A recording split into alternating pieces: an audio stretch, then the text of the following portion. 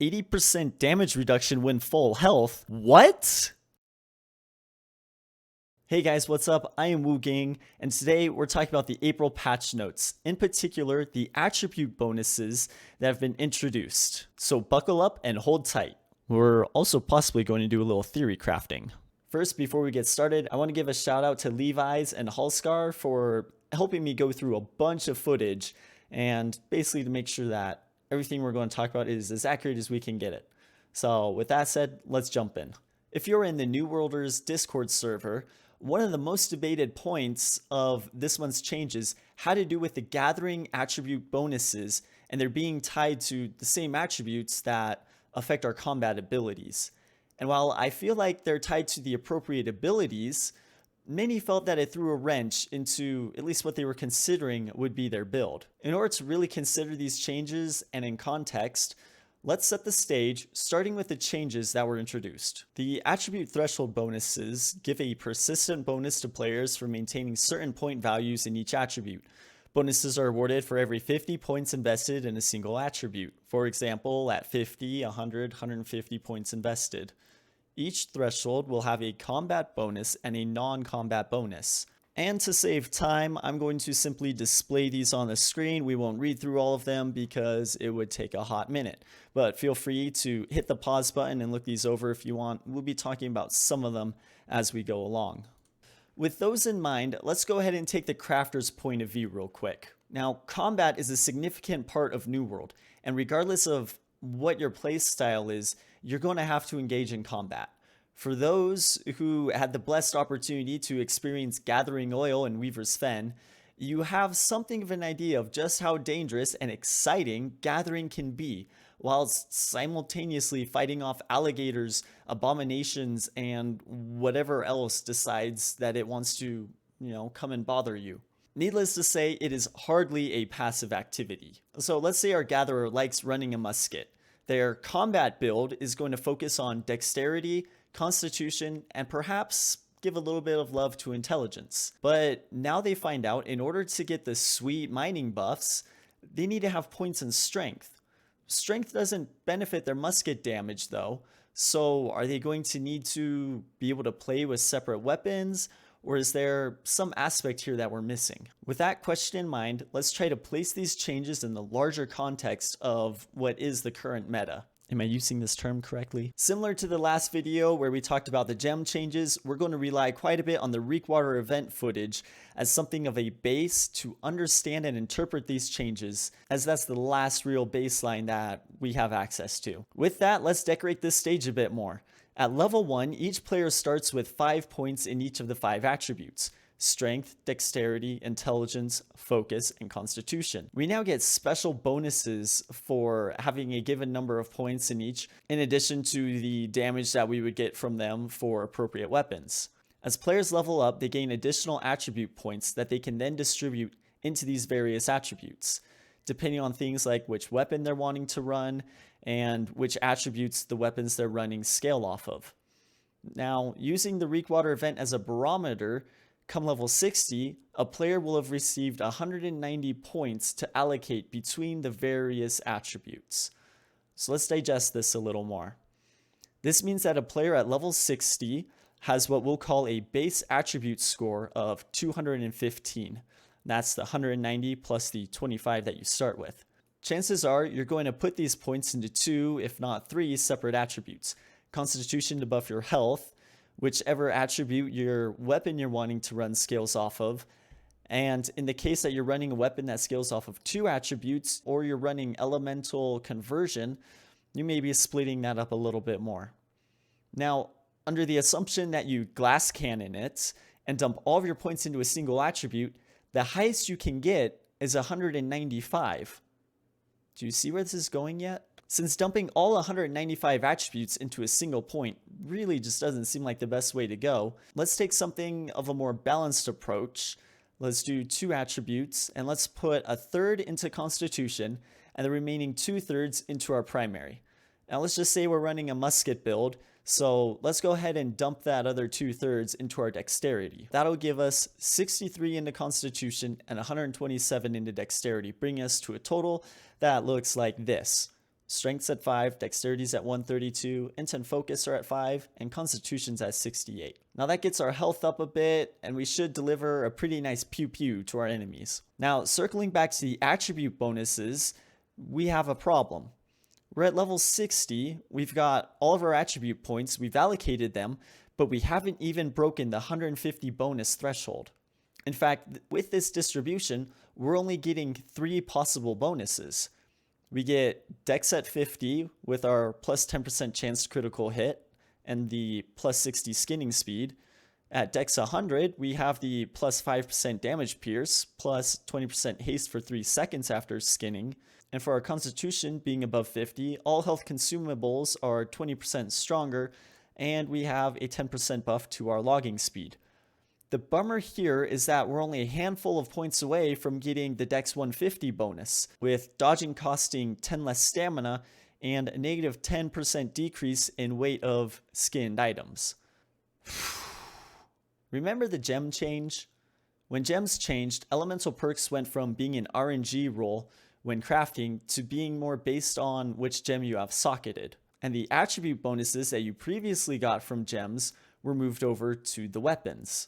So any uncommon or greater weapon that you would get or piece of armor would now have attribute bonuses. To recap there just a bit more, if we take a look at an uncommon sword whose damage scales from strength, we see that we get a plus 15 strength buff. Looking at an uncommon spear, we get a plus 30 buff to dexterity. Don't ask me about the discrepancies there.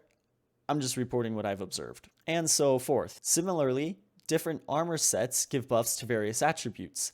Some focusing on a single attribute and some splitting it between 2 attributes. Now, before we lay out some assumptions that we're going to use to theory craft, I need to share a few more numbers. It's possible these numbers will vary or change, and some of them probably have changed already, but here are some observations from the Reekwater event. So taking a look at some of the players that were involved in Reekwater, we have Sir Medieval, who put 30 points into Strength and 160 points into Constitution. So there's the 190 for his 60 levels. And then he got another 280 points from the gear that he was running. Now after that, Cali Gold and the Jaggernauts had a much more diverse distribution of their points. And we see something kind of interesting though, where Cali Gold was getting 290 points from his armor and weapons, and the Jaggernauts was getting 310. Sir Medieval's armor was one of the ones that I probably got the best look at, observing that he got a 125 point bonus from his worn armor, and trinkets provided another 75 point bonus. That gets us to the 200 mark. His remaining 80 points came from weapons. Now, we have to do a little bit of funky math though, because in Reekwater, there were still 3 weapons available, whereas the current build has us with 2 weapons. So we can figure, top off a weapon, we probably have somewhere between 40 to 50 points that we might still be able to get from weapons. If we ignore weapons right now and we consider gear alone, including trinkets, we find that we have somewhere around 200 attribute points gained from tier 5 gear. That's more points than you're going to get from leveling up to 60. Not too many more points, but it is more. Now to me, this means that picking your gear is going to be just as important as picking where you're going to allocate your attribute points. It's also a significant influence on what activities you're engaged in. We'll address gathering activities in a minute though. Let's focus on our combat armor just for a moment. Looking at our musket build here, we've got Strength at 5, Dexterity at 132, Int at 5, Focus at 5, and our Constitution at 68. Now a full set of Dex buffing gear, so getting 125 to Dex, would push our Dex points all the way up to 257. That's not too shabby. In fact, that's good enough for us to get all of the Dex bonuses, save the bonus at 300. Now if our musket, which scales primarily off dexterity, were to give us another 25 points, and if we secondaried a rapier, which also primarily scales off of dex, gave us 25 points, that pushes us over the 300 point threshold. All of that considered, we still have 75 more points that we can allocate from trinkets. Since both the musket and the rapiers scale off of intelligence as their secondary, we could put some of those into intelligence, maybe some into con, or let's say we kind of give it a bit of a split and we wind up with something like this. strength at 5, dexterity at 307, int at 43, focus at 5, constitution at 104. Now, maybe not a perfect build or accurate, or even an optimal build, but a build nonetheless. Now let's say we wanted to go out gathering. Each profession has its own set that you can use, which helps to boost things like the luck of getting rarer materials while you're gathering. So we have sets like the miner set, the skinner set, the lumberjack set, the horticulturist, and more. So let's say we wanted to go out mining because oil is life. Hey, where can I find oil? Oil. Oil doesn't exist. So we're at level 60 and we put on our T5 mining set. Now the changes made recently that brought perks in line with their weapon leads me to believe that something like a mining set, which is designed for an activity that the buffs scale off of strength, would primarily give strength buffs. Fingers crossed. So we've got 125 strength points from our gear. So our attribute distribution starts to look like this. Strength's at 130, dexterity is at 182, intelligence is at 43, focus at 5, and constitution is at 104. Now that's not bad. At least I don't think so.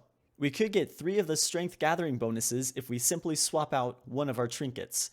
And that gets us to what I consider the most relevant perks. We're getting a plus 10% mining speed, a plus 20 to our encumbrance, and a 10% decrease in the weight of mined items. So we're getting some good bonuses, and our dex should still be plenty high that we can damage any mobs that decide they want to come and harass us.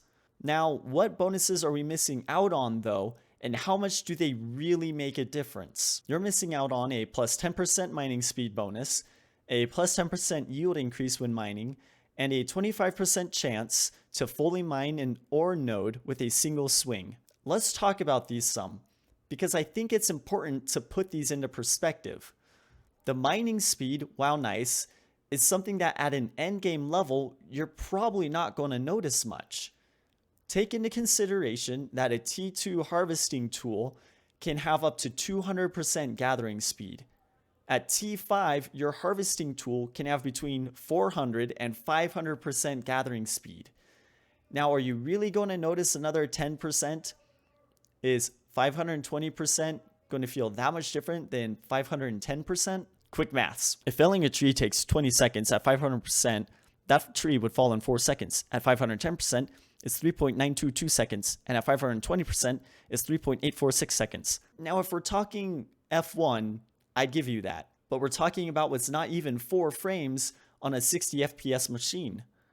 And that's assuming it even takes 20 seconds to fell a tree to begin with. How long does it take? In part, I feel like this somewhat negates the 25% chance of felling or mining or skinning something near instantaneously. Sure, it'd be nice, but it's still a 25% chance. And while if you're doing something like logging, it could be a boon, if you're mining and you've got to run from node to node as it is, which have spawn timers, it's really not going to make that much of a difference. The one that I will give is the chance for an increase to your yield. While for something like logging, this might only be the difference between chopping down 1 or 2 more trees, when it comes to the rarer resources, getting that 10% yield bonus might actually make a difference. Otherwise, the lower threshold bonuses actually seem more applicable and useful, and the thresholds are low enough that you should be able to hit most of those marks around mid-game. If we assume a 5-point distribution between tiers, at tier 2, you'd be getting a 10-point buff per armor piece. Tier 3 would be 15 points, tier 4 20 points, tier 5 is the 25 points. A full set then of tier 2 armor should buff you 50 points. Tier 3 would be 75 points, Tier 4 100 points, and Tier 5 is the 125 points which we have seen. And I've included the accompanying levels so that you can get a feel for what level you might actually be able to hit each threshold at. Now, this doesn't include your player point distribution, as not really sure if that is a linear progression or an exponential progression. If we assume linear, you've got some numbers there. If it's exponential, it becomes a little more iffy. One more consideration would be if higher tier tools grant an attribute buff when they're being used. If my sword will buff my strength, then why shouldn't my pickaxe buff my strength when it's being used? We don't know if this is the case, but Amazon, if you're listening, this should totes be a thing. Thank you. The last point I want to make is this. We know that attribute points have diminishing returns. While we don't have hard numbers, at least not yet, let's assume that 300 is a hard cap. Given that this is the last threshold to receive a bonus, this seems reasonable. Let's go ahead and say that the diminishing returns begin around 200. Under the assumption that this holds, or even partly holds, the push to get to 300 becomes more about the bonus and less about any real change you're going to notice to the damage output or your health. Similarly, this may hold for 250, though I'd expect to a lesser extent. Just something to consider as you're picking where to allocate your attribute points and how much you want your gear to help boost each area. In summation, what I'm basically saying is spec towards what weapon you're wanting to main still, and then let the gear do the rest. You're going to be okay. As we get closer to launch, I'm sure we'll get some more information on how all this is going to work long term. Hopefully a few more brains can look at this, and we'll get a pretty good idea of how to spec our characters. Anyhow, guys, that'll wrap it up for me. Thanks again to Levi's and Hallscar for helping me scrub through all that video. If you found this informational, if you're sweating a bit less about these changes, hit the thumbs up button, subscribe for more in-depth dives into the changes coming to New World, and I'll see you guys in the next one. So long.